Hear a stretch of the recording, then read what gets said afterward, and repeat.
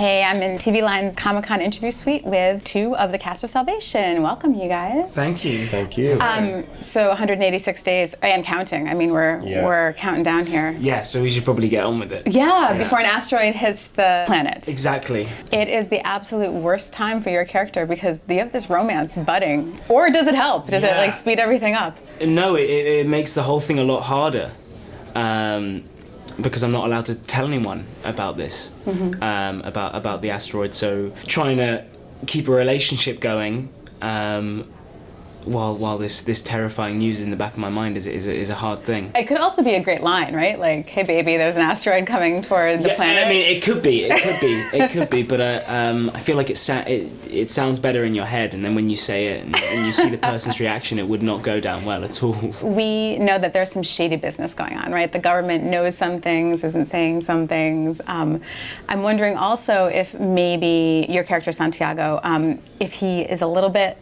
You know, Liam loves Darius. It seems like he has this hero worship of him, but is there might there be cracks in the veneer? Might there be a little bit of that falling away as we move on? Yeah, I think the good thing about this is you kind of don't know who to trust all the way through. Every character is full of surprises, so the twists and all of that, they just keep happening.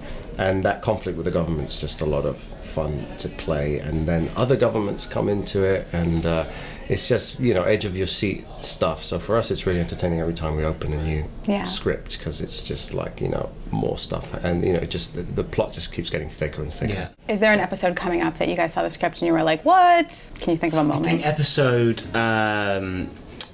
5, for me, I don't know about you, but for me was pretty fun in terms of reading, and I was shocked when I was reading it, so that was a really? That's always a good one. Yeah, 4 I get beat up quite a bit, so that was kind of fun. I got a phone call from Liz Kruger, our showrunner, before going, I just want to warn you.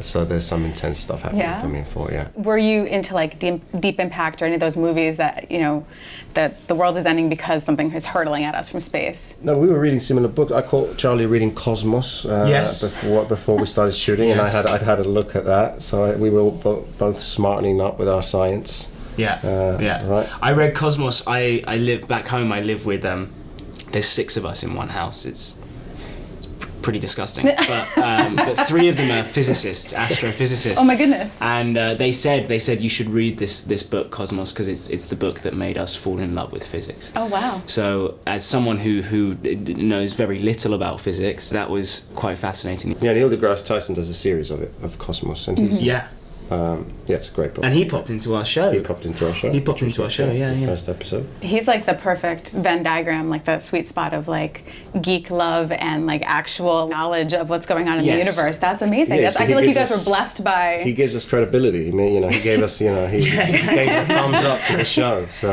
yeah. Is it tough to do all the exposition so much scientific stuff when I assume both of you guys don't have a background in like astrophysics or anything like that? Do you? No, not really. No. You can you kind of have to catch up as much. You kind of try and understand at least what you're saying on the day. Yeah. As much as you can. Right? But you also, like now, I feel like I could adequately talk through the science with some people because we've had to say it so many times. I'd definitely be much more fascinated in a conversation with a real astrophysicist and a scientist. Yeah. There's always something at stake, so that's the way you make it work, I guess, because if it's just exposition, then it's just like boring. So there's always a way of, you've got to give the information, but it's always about this looming threat. So that's kind of how we get through it, I think. They end up being fun, those scenes. They actually are tough in terms of lines sometimes, but we get them done. There was a line about Jillian being a threat, which surprised me, because she seems like such a sweet author type. What can you tease about that? She's an outsider. I think that's the threat. The fact that it's just some girl who gets very close to the group. And for me, it's a threat in relation to needing his skills, and that she could be a distraction. But there's definitely something there. In the end of the last episode, it was like she's going to be a problem, and that will have a resolve, because she's going to come into play in a different way now. She's going to join the ranks in a way. And she's a very talented sci-fi writer. Yeah.